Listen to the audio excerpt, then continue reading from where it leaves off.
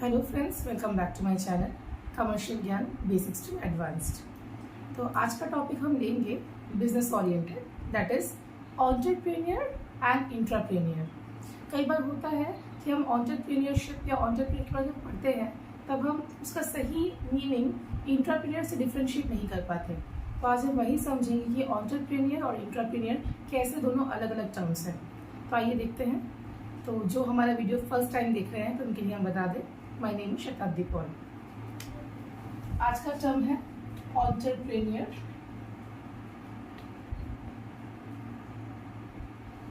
और intrapreneur.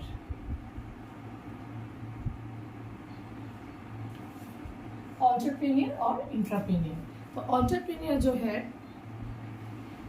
Pronunciation is ऑन्टर के ओ से प्रोनाउंस करते हैं। Actually first letter is starting from E.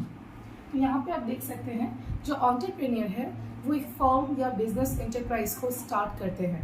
That means they can be termed as owner of the firm या owner of the business.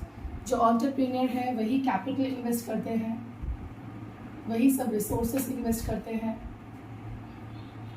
वही resource में जितने मतलब जो भी आता है, आप चाहे वो इनपुट का नाम दें, चाहे मैन पावर, कुछ भी, तो ये सब जो कंट्रीब्यूशन है वो बिजनेस के ओनर करते हैं। तो we can even term entrepreneur as owner of the firm. Similarly अगर हम इंट्राप्रेन्योर के बारे में जानें तो इंट्राप्रेन्योर होता है कंपनी के मैनेजर, किसी बिजनेस फर्म के या एंटरप्राइज के सीनियर मैनेजर। तो इनका जो डेजिग्नेशन होता है उन्हें हम ओनर नहीं कह सकते, rather we will say as we will term as senior manager. Senior manager मतलब इंट्राप्रेन्योर ना ही बिजनेस में कैपिटल इन्वेस्ट करेंगे, ना ही कोई मटेरियल, ना ही इनपुट, ये सब जो भी असेंबल करते हैं उन्हें हम जानते हैं कि एंटरप्रेन्योर का नाम दिया गया है। उसके अलावा और क्या क्या हो सकता है, जो कैपिटल इन्वेस्ट करते हैं मतलब पूरा फंडिंग उसी पर्सन का बिजनेस में लगा हुआ है। अब अगर बिजनेस फ्यूचर में रन ना करे properly so there might be loss also, right. तो लॉस का अमाउंट हो या प्रॉफिट एज रिवॉर्ड हो, ये सब कुछ किसे मिलेगा?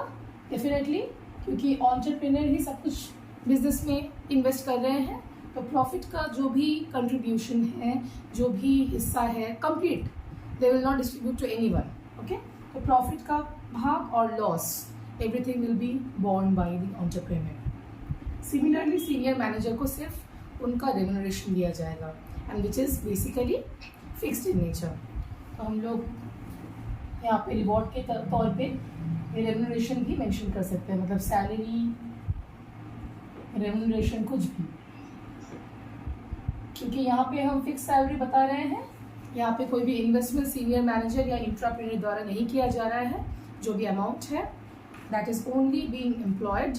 और यहाँ पे जो सीनियर मैनेजर है they are working as an employee, तो एम्प्लॉय के हिसाब से they are suppose to get the amount of salary और रेम्यूनरेशन। इसके अलावा जो बिजनेस रिस्क है, अगर हम रिस्क के बारे में बात करें, जो अभी हमने लॉस के टर्म में यहाँ पे लिखा है, तो लॉस या रिस्क जो कि अनसर्टन होता है बिजनेस के लिए, विच इज़ अनसर्टन, तो ये पूरा जो रिस्क है वो एक एंटरप्रेन्योर को ही उठाना पड़ेगा, because the person is contributing. अगर फ़ायदा है तो उसी का है, अगर लॉस है तो उसी का है। तो यहाँ पे अगर फ्यूचर में लॉस हो तो उसे हम रिस्क के टर्म में डिनोट कर रहे हैं। सिमिलरली जो सीनियर मैनेजर है उन्हें अपना सैलरी मिलता रहेगा, right, month after month, year after year. Nominal changes हो सकते हैं, शायद थोड़ा डिले सैलरी मिले, लेकिन मिल जाएगा। So they are having very less amount of risk, so we can say they are carrying risk but very nominal, nominal risk. और यहाँ पे हम एक वर्ड लिखना भूल गए थे, that is high risk. So these are the few differences. और भी बहुत सारे हैं, लेकिन आशा करती हूँ कि ये 3 या 4 टर्म्स आपको समझ में आ गया है कि एंटरप्रेन्योर और इंट्राप्रेन्योर किसी भी तरह से सेम टर्म नहीं है, जो स्टूडेंट्स काफ़ी बार मिसअंडरस्टैंड करते हैं। और आप थोड़ा सा स्पेलिंग में ध्यान दें, यहाँ पे हम लोग एंटरप्रेन्योर की तरह से लिख रहे हैं लेकिन प्रोनाउंसिएशन जाएगा एंटरप्रेन्योर। ओके, तो आप लोग काइंडली आज का ये जो भी बेसिक टर्म्स है वो नोट कर सकते हैं। अगर कोई भी टर्म आपको ठीक से समझ नहीं आया है आप काइंडली कमेंट सेक्शन में हमें ज़रूर बताएं। आशा करती हूँ आपका आज का वीडियो आपको पसंद आएगा। तो काइंडली लाइक, शेयर और सब्सक्राइब करना ना भूलें। Thank you for watching.